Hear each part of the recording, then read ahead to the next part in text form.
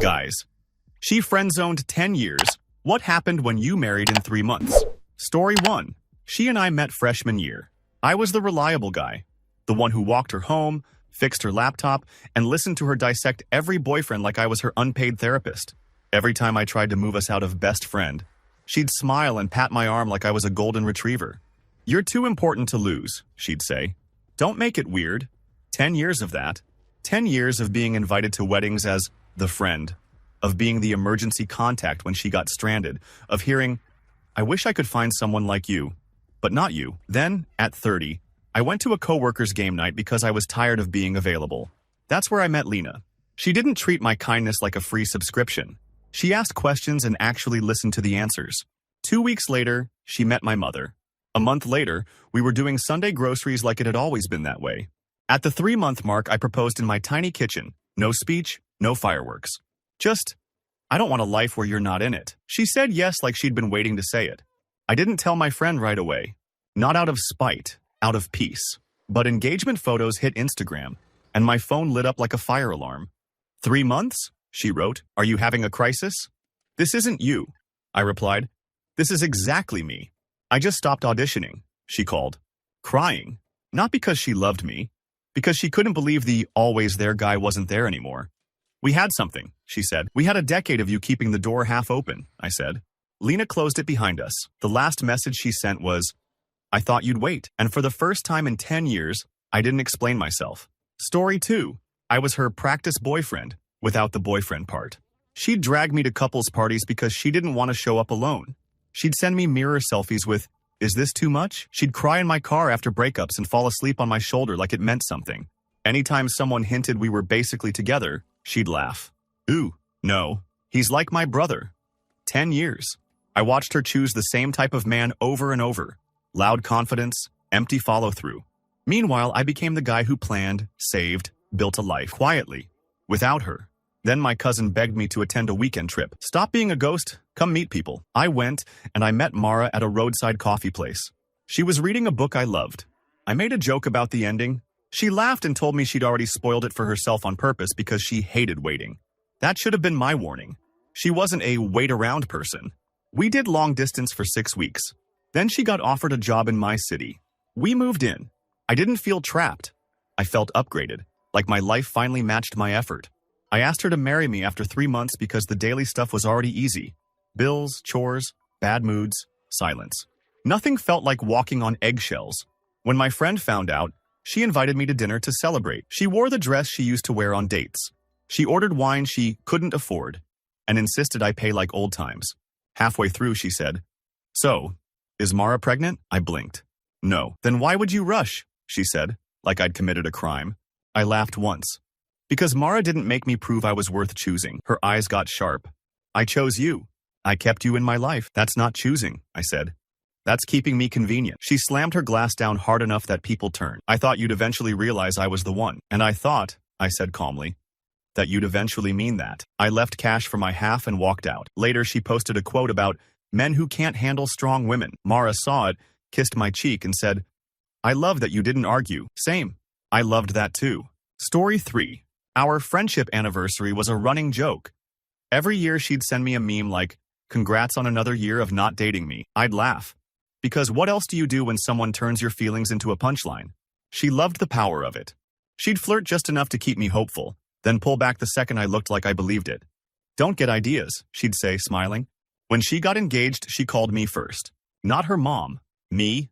I sat there, listening to her squeal about the ring while my stomach felt like it was folding in half. 2 months later, she called crying because he'd cheated. "I knew you'd answer," she whispered. That sentence did something to me. Not romantic. Clinical.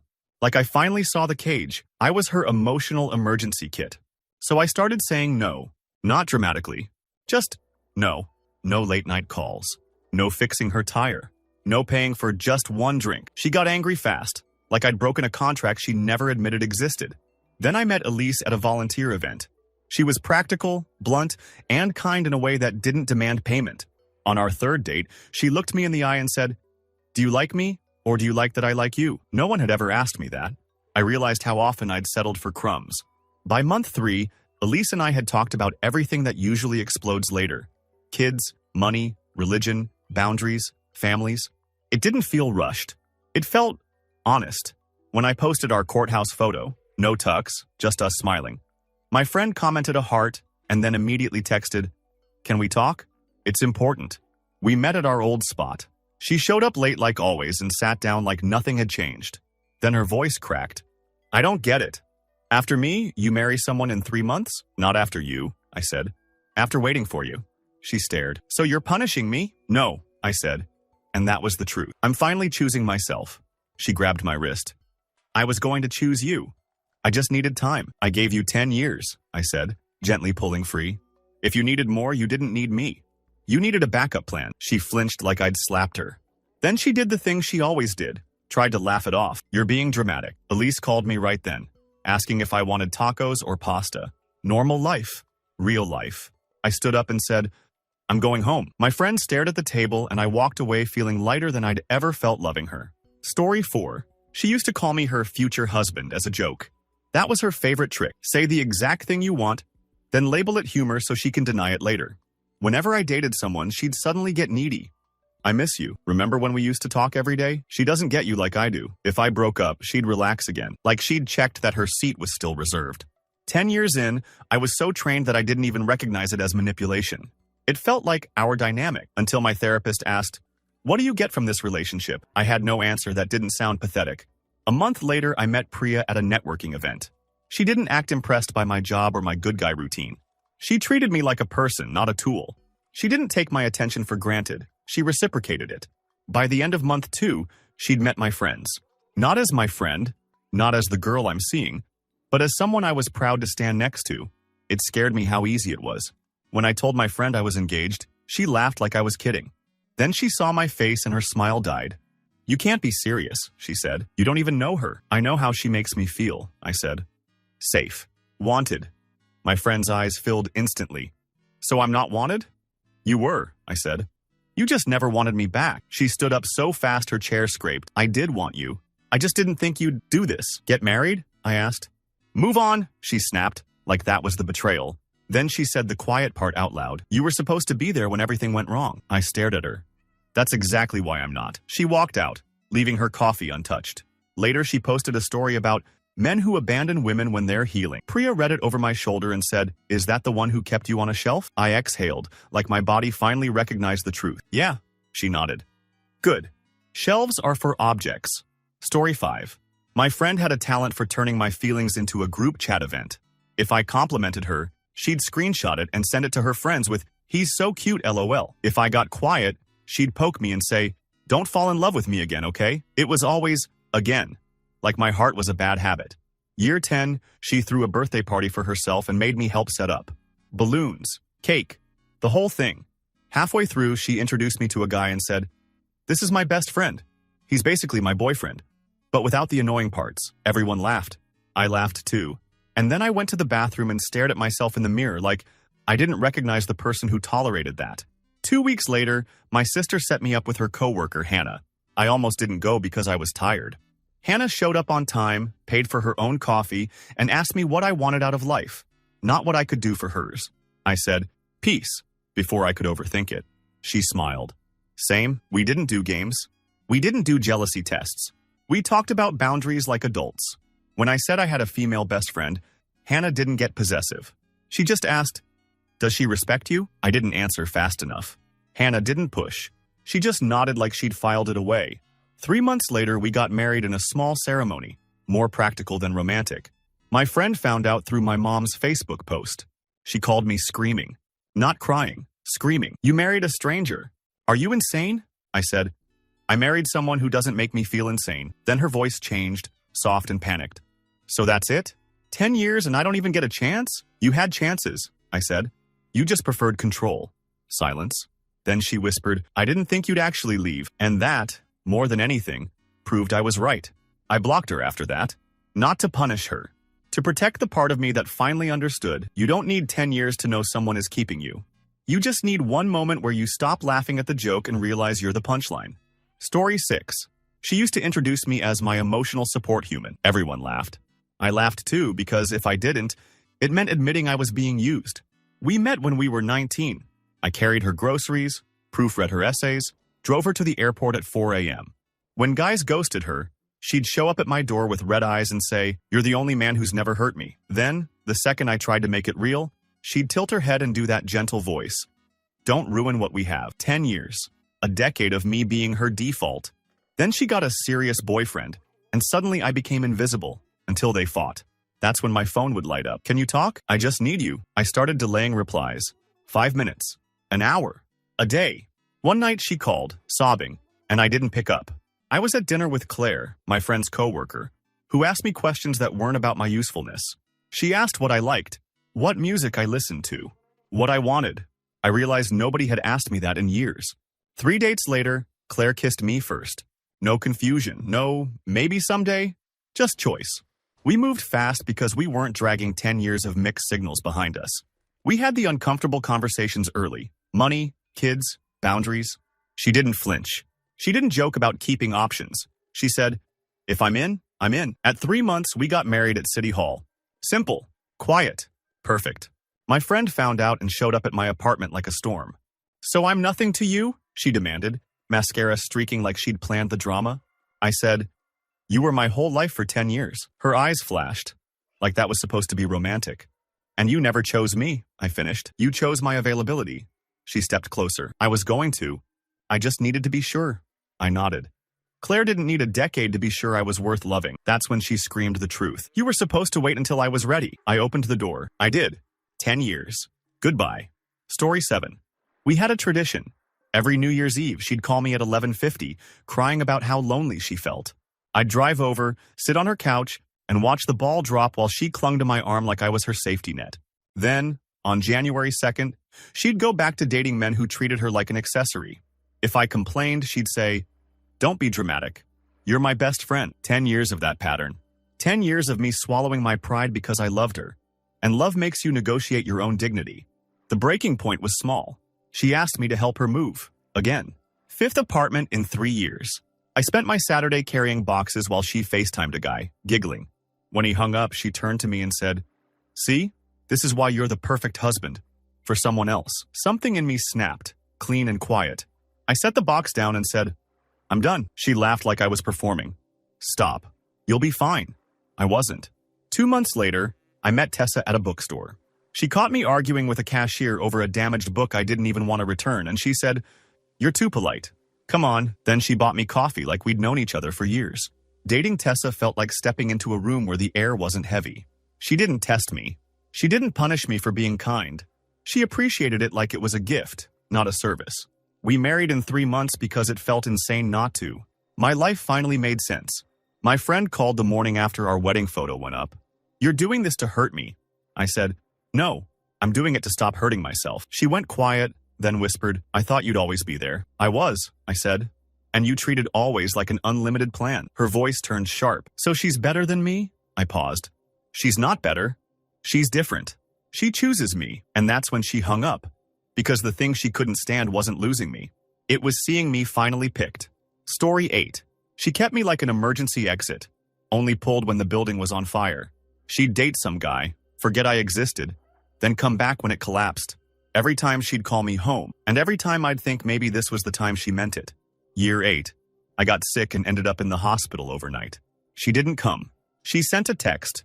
"OMG, are you okay? I'm with my boyfriend." That was it. That was the moment I realized I could die, and she'd still prioritize being someone's +1 over being my friend. I stopped answering. She bombarded me with messages. "Are you mad? Did I do something?" "You're being cold." I wasn't cold. I was finally warm to myself. Then I met Naomi at the gym. She corrected my form without flirting, like she genuinely didn't want me to ruin my back. We started talking, then laughing, then sharing meals after workouts. Naomi didn't treat love like leverage. She treated it like partnership. I told her the whole friend zone history one night, expecting pity. Naomi just said, "So you were her boyfriend without the benefits, and she was your future without the commitment." It stung because it was accurate. We got married in 3 months because Naomi didn't ask me to prove myself endlessly. She saw me, decided, and built with me. When my old friend found out, she showed up at my job. Actually walked into the lobby like she owned my time. "You can't do this," she hissed. "You don't marry a rebound," I said, calm as stone. Naomi isn't a rebound. She's the first person who didn't treat me like a backup generator. Her eyes filled. I loved you in my own way. I nodded. I believe you. But your way didn't include choosing me. Security asked her to leave. She made a scene, crying loud enough for strangers to stare. And as she got escorted out, she shouted, "You'll regret it." The only regret I had was not ending it sooner. Story 9. She was addicted to the attention of being wanted, not the responsibility of wanting back. I was her favorite ego snack. She'd post a selfie, I'd comment something sweet, she'd reply with a wink. Then she'd message me at midnight, "I miss you." And in the morning, she'd pretend it never happened. 10 years of breadcrumbs. The final straw was my 30th birthday. She promised to take me out. I sat dressed, waiting, watching the minutes crawl. 2 hours later, "Sorry, babe, got invited somewhere." Rain check? Then I saw her tagged at a bar with some guy's arm around her. I didn't text her. I deleted her number. 3 weeks later, I met Juliana at a friend's barbecue. She wasn't the loudest person there, but she was the most present. When she laughed, she looked at you like you mattered. We talked about childhood, mistakes, future. She didn't flirt with everybody. She didn't collect validation like coins. At 2 months, she met my dad. At 3, she said, "I don't want a boyfriend. I want a husband." I married her because I wanted the same thing, and because it felt like relief, not chaos. My friend called after months of silence and started with, "So you just replaced me?" I said, "You weren't a partner. You were a habit." She went quiet, then hit me with the classic line, "I was going to give you a chance." I laughed. One short, bitter sound. "You talk about love like it's a prize you hand out." Her voice turned venomous. "She won't love you like I do." "I hope not," I said. "Because your love kept me starving." She blocked me, then unblocked me, then blocked me again. Juliana and I were on our honeymoon by then. Phones off, ocean loud, life simple. Story 10. She called me the safe one, like it was a compliment. Whenever she got hurt, she'd crawl back to safety. Me, whenever she felt brave again, she'd chase excitement. Someone else. 10 years of me being the emotional spare tire. I remember the exact conversation that ended it. We were in my car, parked outside her apartment, and she was venting about her boyfriend. I finally said, "Why are you with him?" She stared out the window. "Because he makes me feel alive." "And me?" I asked. She didn't even look at me. "You make me feel secure." Something in my chest went flat, like my feelings had been translated into a utility bill. That weekend, I went to my cousin's wedding alone. There, I met Paige, the bride's friend, who asked me to dance. I said I couldn't. Paige said, "That's okay. I'll stand here with you then." Nobody had ever done that for me. Just stayed. 3 months later, Paige and I got married. Not because we were impulsive, but because with her, the future didn't feel like a guessing game. It felt like a plan. My old friend came to the reception uninvited. She wore white. Not a full wedding gown, but close enough that everyone noticed. She walked up to me like we were still in her story. "You look happy," she said, voice shaking. "I am," I said. She swallowed. "So you never loved me?" I held her gaze. "I loved you so much I let you treat me like furniture." Her eyes filled and she whispered, "I didn't know you'd actually leave." Paige stepped beside me and took my hand. Calm, silent, steady. And my friend finally understood what she'd lost. Not a guy who would fight for her, but a guy who stopped fighting to be chosen. Story 11. She had a nickname for me. My Forever. She'd say it with a laugh, like it was cute. Like it didn't carve a hole in my chest every time. For 10 years, I was the guy she called when her car wouldn't start. When she needed help moving. When she wanted company so she wouldn't look desperate at events. If I got quiet, she'd poke my ribs and say, "Don't catch feelings, okay?" Then she'd curl into my side during movies like that rule didn't apply. The moment I finally saw it clearly was at her birthday dinner. She stood to toast and said, "And to him, my best friend, the only guy I can trust. My emergency contact." Everyone clapped. Then she added, grinning, "But don't worry, we're not dating. I'm not that crazy." Laughter. My face smiled. My stomach dropped. 2 weeks later, I met Renee at a work conference. We got stuck in the same delayed flight line and spent 4 hours talking about everything. Family, goals, stupid fears. She didn't flirt in circles. She was direct. When I asked for her number, she said, yes, like it wasn't a negotiation. Dating Renee felt like drinking water after years of salt. She didn't take my kindness as an entitlement. She thanked me. She reciprocated. She also called me out when I minimized myself. "Why are you apologizing for having needs?" We married in 3 months because the relationship didn't feel fast. It felt obvious. My friend found out and demanded one last coffee. She showed up wearing the necklace I once bought her as a friend gift. She held it like a weapon. "So I guess I meant nothing," she said. I replied, You meant too much and you still wouldn't choose me. Her eyes narrowed. You're blaming me because you couldn't handle being a friend. I nodded slowly. You didn't treat me like a friend. You treated me like insurance. She flinched. I was going to get there, and I was going to keep waiting, I said, but then someone didn't ask me to. That was when she cried. Real tears, hot and furious. You can't marry someone you barely know, I said quietly. I knew you for 10 years, and you still didn't know what you were doing to me. She left without finishing her coffee. Renee and I went home and cooked dinner, and for once my phone stayed silent. It felt like peace. Story 12. She kept a list of rules for us like it was a game. Rule 1, no dating, ever, because it would mess up the friendship. Rule 2, I wasn't allowed to bring girlfriends around her because it would feel weird. Rule 3, I had to tell her if I was talking to someone because best friends don't keep secrets. 10 years of that, and I didn't see it as control. I saw it as loyalty. Then I met Brooke at a friend's hiking group. Brooke was the first woman I'd ever met who made loyalty feel mutual. She didn't demand access to my time. She respected it. When I told her about my friend's rules, Brooke just raised an eyebrow and said, "Those aren't rules. That's a cage." I tried to defend my friend. Brooke didn't argue. She just said, "Okay, but cages still have doors." Within 2 months, Brooke and I were spending every weekend together. The dynamic was so healthy it felt suspicious at first. No games. No jealousy bait. When we disagreed, we actually solved it instead of punishing each other.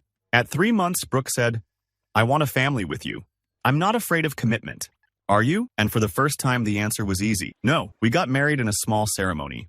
My friend didn't get an invite because I finally understood. You don't invite the person who has been sabotaging your relationship with yourself. She found out anyway and called me screaming.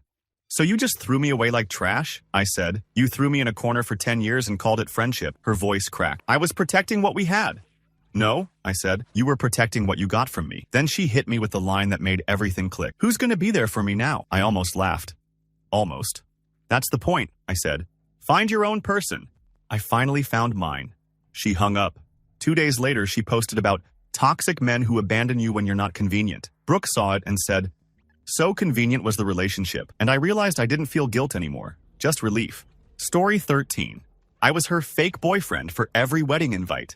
She'd loop her arm through mine and whisper, "Smile, it'll shut my aunt up." People would call us cute.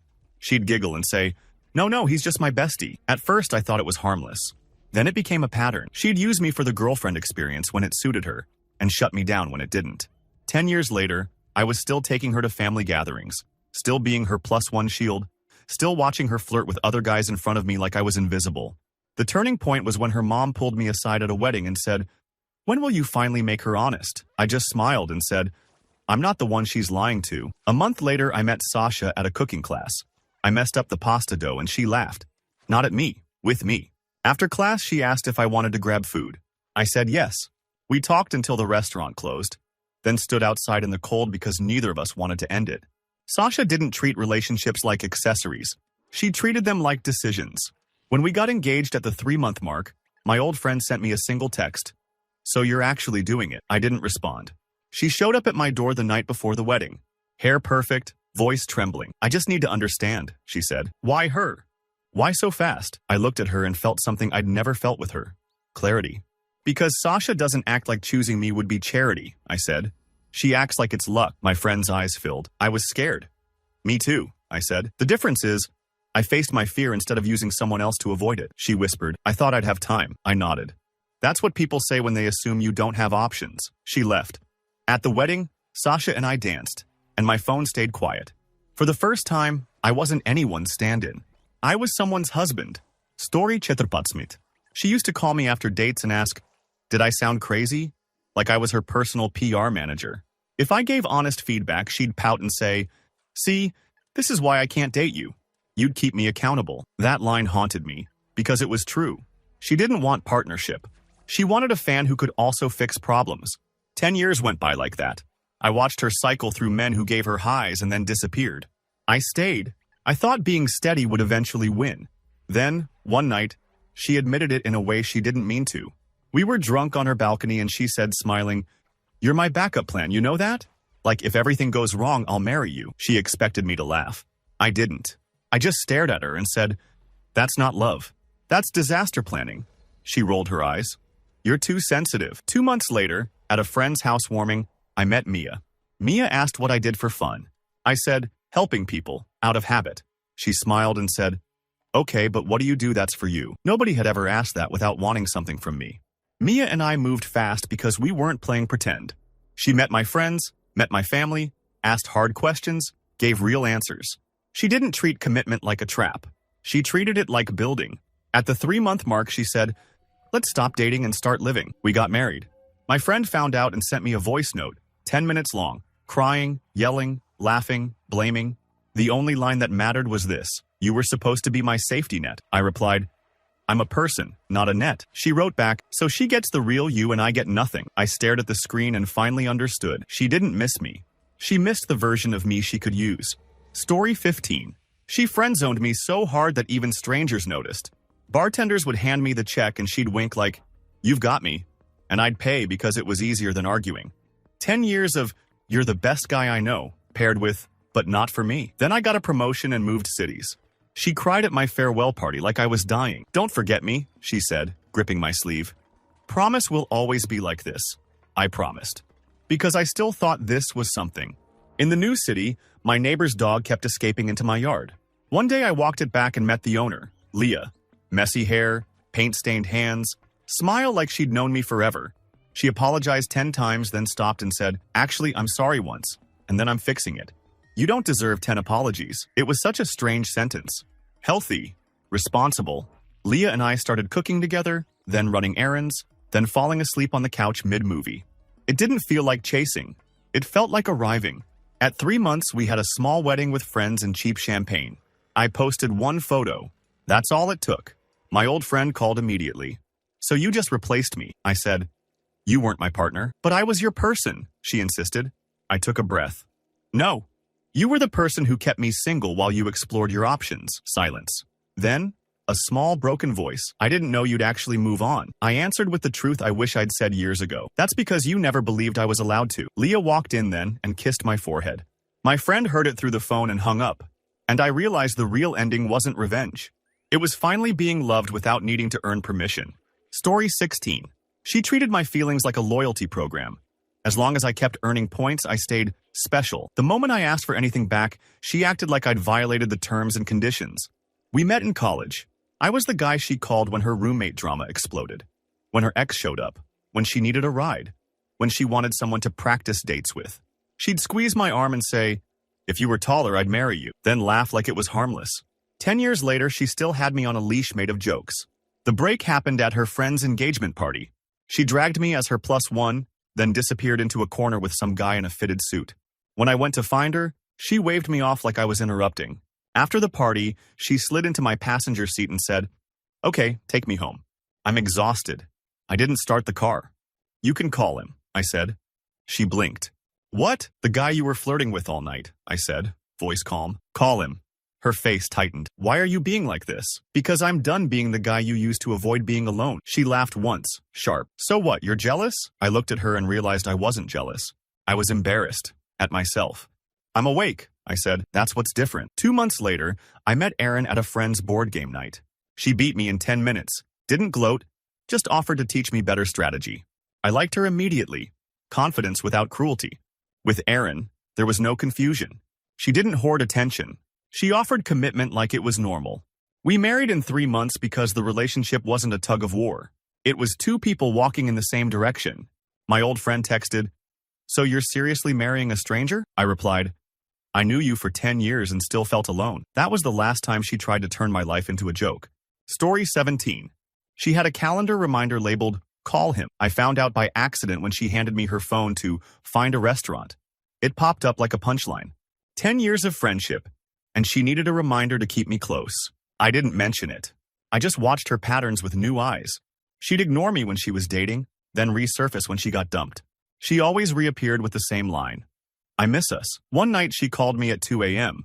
and said, can you come over? I'm scared. I drove there, heart racing, imagining danger.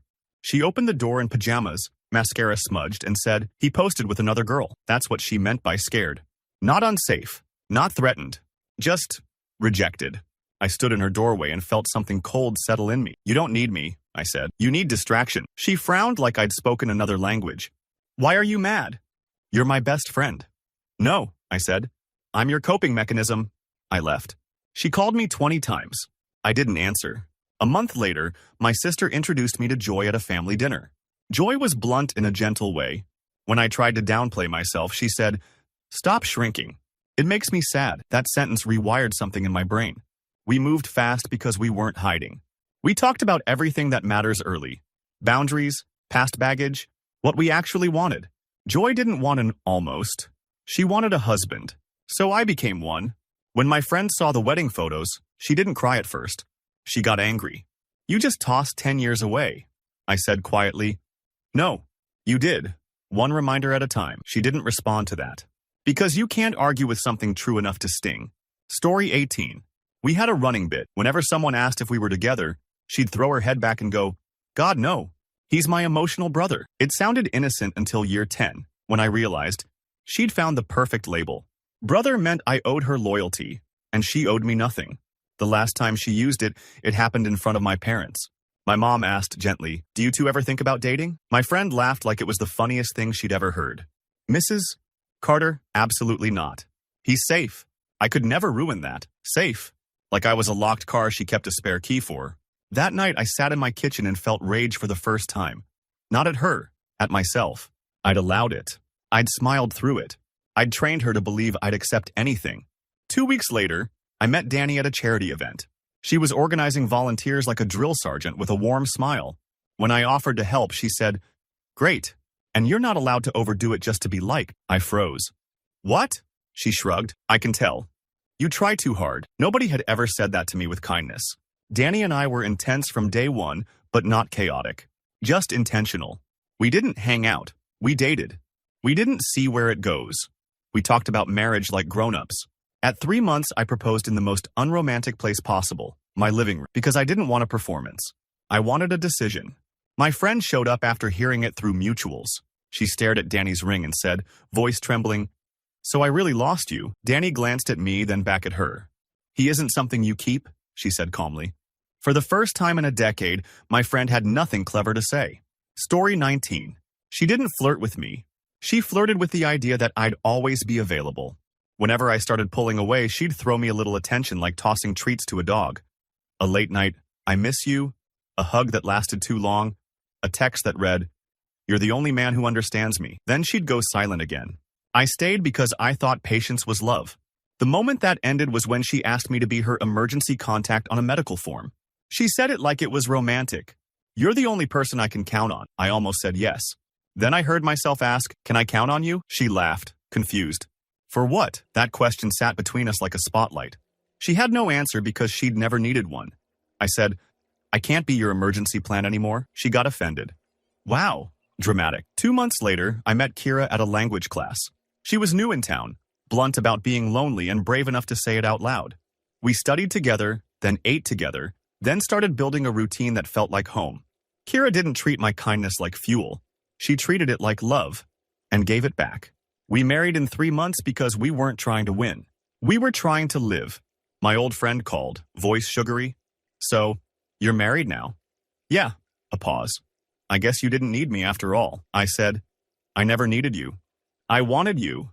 There's a difference. Silence. Then a soft, angry inhale. "Whatever. Good luck." And I realized that was the closest thing to a goodbye she was capable of. Not wishing me well, just wishing me gone. Story 20. She had a habit of taking up space in my life exactly when I tried to create room for someone else. I dated a girl in year 6. My friend suddenly wanted weekly dinners, movie nights, just us vacations. When I said I had plans, she'd sulk and say, "You've changed." I didn't understand the trap until I said, "Maybe I have." And she looked genuinely scared, like she'd just noticed the leash slipping. In year 10, she invited me to her place for big news. I arrived thinking she was engaged. She was glowing, excited. "I'm moving in with my boyfriend," she said, clapping her hands. "Isn't it wild?" I forced a smile. "Congrats." Then she added casually, "But don't worry. If it doesn't work out, you're still my person." My vision sharpened. My voice stayed calm. "No," I said. She blinked. "No what?" "No, I'm not," I said. "I'm not your fallback. I'm not your comfort object. I'm done." Her face hardened into disbelief. "You can't just quit on me." That line, "quit on me," told me everything. She saw my devotion as a job I'd been hired for. 2 months later, I met Lily at a friend's dinner. Lily listened like it was her default setting. She didn't tease me for being soft. She respected it. Our relationship was fast because it was clean. No old games, no prove it, no dangling hope. Lily asked one question that changed my life. If you were loved the way you love, how would it feel? At 3 months, I married her. My friend showed up at the reception and tried to pull me aside. Lily's brother intercepted her politely. My friend started crying anyway, loud enough for people to stare. She yelled, "He promised he'd always be mine." Lily stepped forward, voice even. "He promised you friendship. You turned it into ownership." The room went quiet. My friend stood there, exposed in front of strangers, and finally realized she wasn't losing a boyfriend. She was losing a privilege. Story 21. I was her date repellent. That's what she called me, because whenever a guy approached her at a bar, she'd grab my arm and go, "Sorry, we're together." The second he walked away, she'd drop me like a prop. "Thanks," she'd say, already scanning the room again. For 10 years, I played the role. Best friend, bodyguard, free rides, free therapy. She had a talent for keeping me close without ever letting me in. The day I finally snapped wasn't dramatic. It was Tuesday. She texted, "Can you pick me up?" "I drank," I replied. "Call an Uber." She sent 3 question marks like I'd committed a crime. Then she hit me with the real reason. "But you're the only guy who'd come." That line landed like a brick. Not, "I trust you." Not, "I feel safe with you." Just, "You'll show up." 2 months later, I met Hallie at my cousin's baby shower. She was helping clean up, laughing with old ladies, not trying to impress anyone. When I offered to carry chairs, she said, "Only if you let me help too." No princess act. No entitlement. We started dating the next week. With Hallie, nothing was vague. She wanted commitment, not orbiters. She told me, "I don't do almost." At 3 months, I married her. Not because I was reckless, because my life stopped feeling like a waiting room. My old friend called and went straight to accusation. "So you're punishing me," I said. "You never wanted me." "You wanted access," she whispered. "I thought you'd always come when I called." "And that," I said, "is why I married someone who doesn't only call when she needs a ride." Story 22.